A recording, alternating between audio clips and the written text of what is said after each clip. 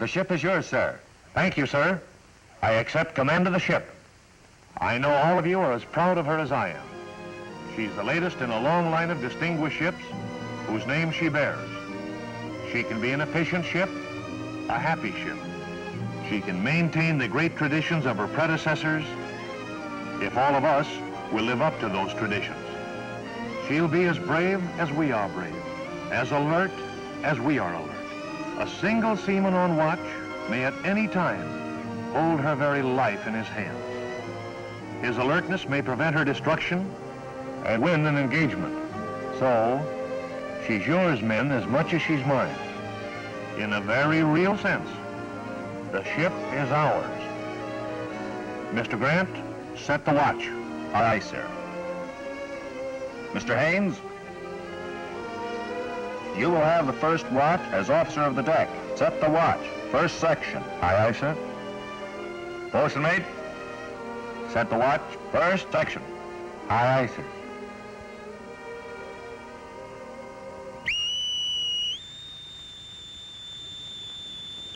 So begins the life of a ship, with the setting of the watch, the first official act performed by her captain. And her watch will stand continuously, day and night, at sea or lying to, 365 days a year, until the ship is decommissioned, or until she dies. Her watch will operate her, change her course and keep her on course, set her speed and stand guard over her, to protect her from dangers within and without. When a ship is lying to, at anchor or tied up to a dock, her watch is concerned principally with sentry and standby duty. There are hundreds of different watches stood aboard ship, but they all may be classified into three groups. There are the watches which operate and control the ship, including the helmsman, the annunciator watch, the throttle watch, and all the members of the engine room watch. The second group has to do with communications. There is the radio watch, the signalman watch, for communication via signal and semaphore flags and blinkers, and the telephone watch, or talkers as they are called, for intercommunication between different parts of the ship. The third group consists of the radar watch, the sound gear watch for submarine detection, the sky, surface, and horizon lookout watches. These are the eyes and ears of the ship. The success of the fleet in battle may be determined by them. An engagement may be won or lost, depending on whether or not they see an enemy task force before it sees us. And equally important, on the watch depends the minute-to-minute safety of the ship.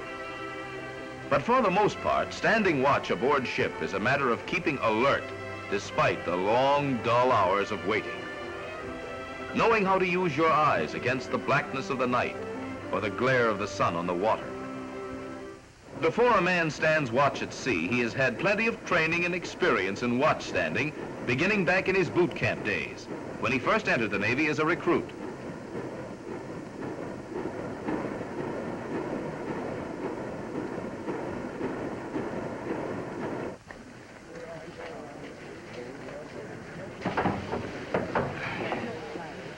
Wonder what they're going to feed us now. I don't know. Ben, you've already had a lecture on watch standing from your company commander. There are just a couple of things that I want to add. No matter what he says, I still won't like it. Oh, pipe down. The highest admiral has stood watch thousands of times. From the time you first go aboard ship, you'll be standing watch. The boot watch helps you get in training for that. In training But for what? standing boot watch All you got to do is is all stand practice. there or walk around a Requires little. constant danger. That's no struggle. And there are hundreds of Axis agents who would relish the chance to blow up any barracks on the station. Another thing, in the Navy, it's the custom to relieve early. And be sure to keep an eye on the bulletin board in your barracks so that you'll know in advance when you're due to stand watch.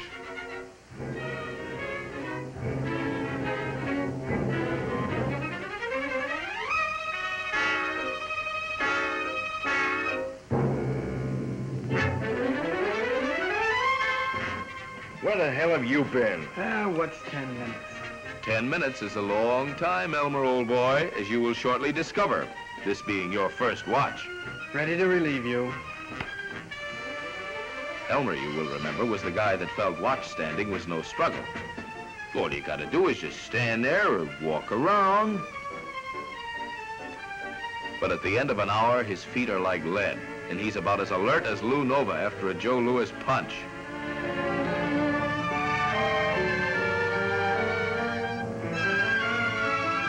Why don't you sit down and rest for a few minutes? Then you'd feel better. Wouldn't be so hard to keep awake. Mm-hmm. Sit down and you'll go to sleep. Remember what the company commander said about that? Article 4 in the Articles for the Government of the United States Navy. The punishment of death or such other punishment as a court-martial may adjudge may be inflicted on any person in the naval service who sleeps upon his watch. Maybe that's the way they do it in the fleet. But you know that here, if you get caught sleeping, all you have to do is drill for a couple hours. If you don't want to sit down, why don't you go lean against that bulkhead over there?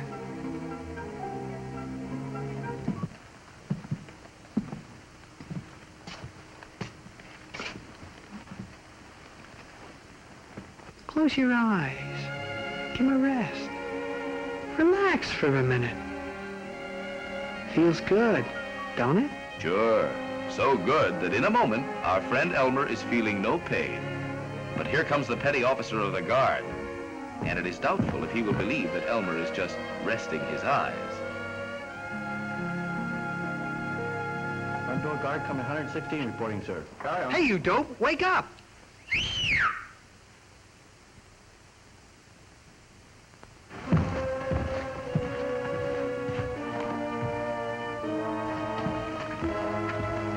Dormitory guard, company 116 reporting, sir.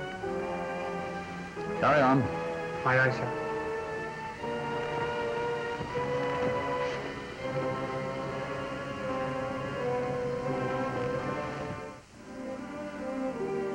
That was a close one. What you need's a cigarette. That'd keep you awake. But you're not supposed to smoke on watch. You won't be able to smoke out there. On shipboard, the glow of a butt's a dead giveaway to the enemy. Hell, worry about that when you get out there. Why don't you go over and sit on that table? You can flick your ashes in the bucket. Come on, you're perfectly safe. Old Nosy isn't due back for 30 minutes.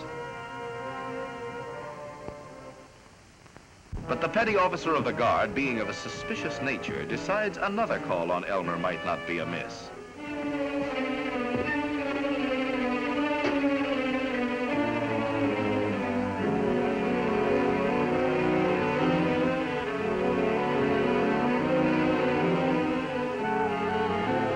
Front door guard, coming 116 reporting, sir. Carry on.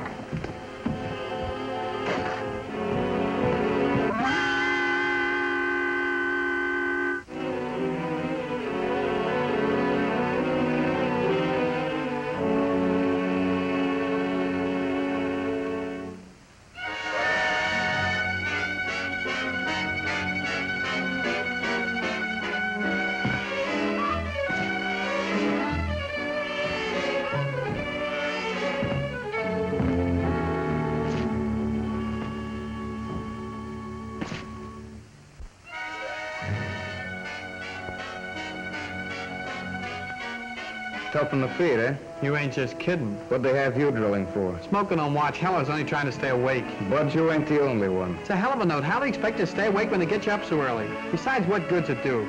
They don't need that many guys to guard a barracks. Yeah. Sir, we were just... Yeah, I know. I heard you. Yes, sir, we were just... Sit down. And listen. So you think boot watch is tough, huh? Where do you get aboard ship and have to stand 6 or 8 or maybe 10 hours at a time? Or stand watch and watch? 4 hours on and 4 hours off. That's what boot watch is for, partly. To toughen you up so you can take it. But, sir, how do you keep awake? Well, naturally, if you just stand there and think about how tired you are, you can't expect to keep awake. 5 minutes seems like an hour. Move around, notice things, even little unimportant things. If a guy rolls over in his sleep, notice that. And see if he's in the same position when you come around again. Are the sea bags all secured right? Keep an eye on the thermometer, and remember the temperature readings. Watch the weather. Notice if the windows are open enough for good ventilation, but not enough to let in the elements. And maybe that all sounds silly, but it's not. Noticing things like that makes the time pass quicker. It helps you to stay awake. And in the Navy, especially aboard ship, that habit of noticing things pays off.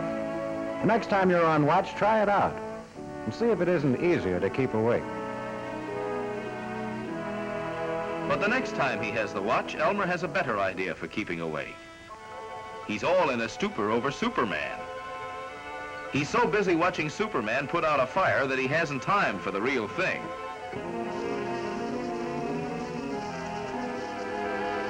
These funny books sure are good. You can practically smell the smoke of that fire Superman's working on. And meanwhile, the dormitory guards no help. Barracks fires rarely get much of a start. Because of the number of men on guard in each barracks, plus the fire guards outside, someone almost always discovers the blaze early enough so it is easily put out. But when two men dope off at the same time, life and property may be endangered. Fire! Hit the deck! Fire! Fire! Fire. Fire!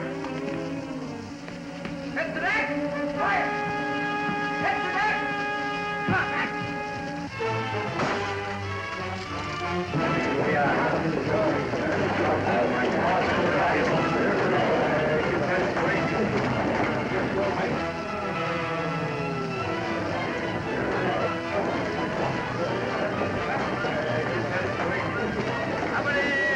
All in!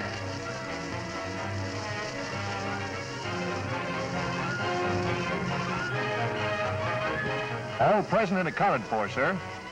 All through your life in the Navy, both ashore and afloat, you'll be depending on your shipmates, and they on you. Will you be the guard or the lookout who spots the danger in time? Bridge, periscope bearing 270, range 2000. Bridge, periscope bearing 270, range 2000. Left full rudder. Left full rudder, sir. Winds ahead, full speed. All ahead, full speed, sir. Come to course 140. Course 140, sir. Sound the general alarm. Aye, aye, sir.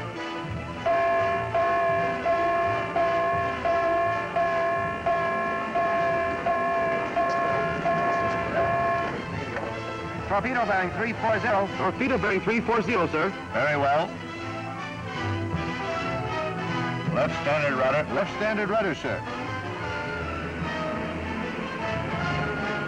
Come to course 120. Course 120, sir.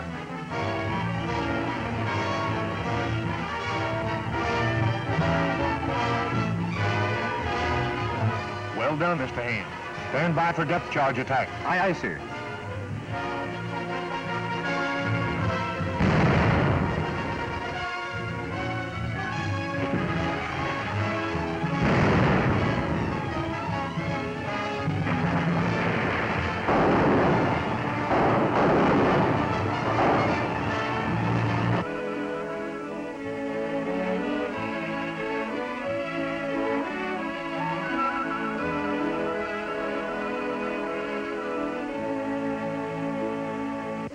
Or will you be responsible for this?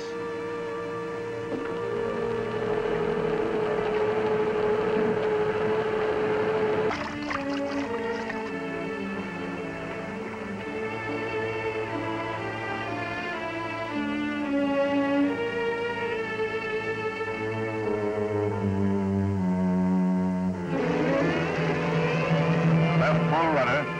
Left full rudder. Left full rudder, sir.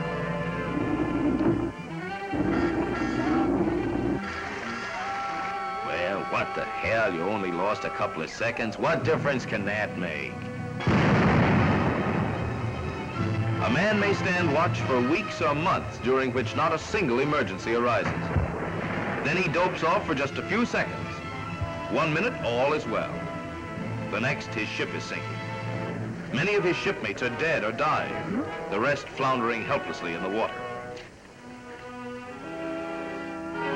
If from among those who lie beneath the black waters, one could rise up again, he would tell you about watch standing. Yeah, I can tell you. Standing watch is a sacred duty. You dope off once, and you're hounded the rest of your life by the faces of your dying shipmates. For life, did I say? Forever. Ah, don't ever fool yourself. Your shipmates will know what kind of a watch you stand, just as you'll be able to tell about them. You know almost by just looking at a man on watch.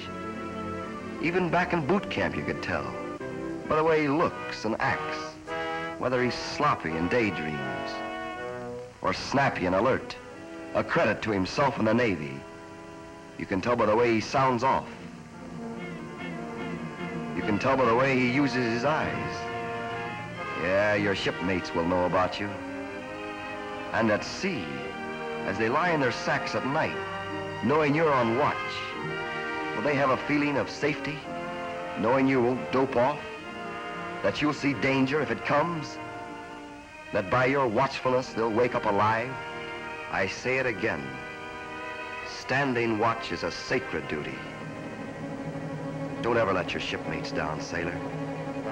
Don't ever let them down.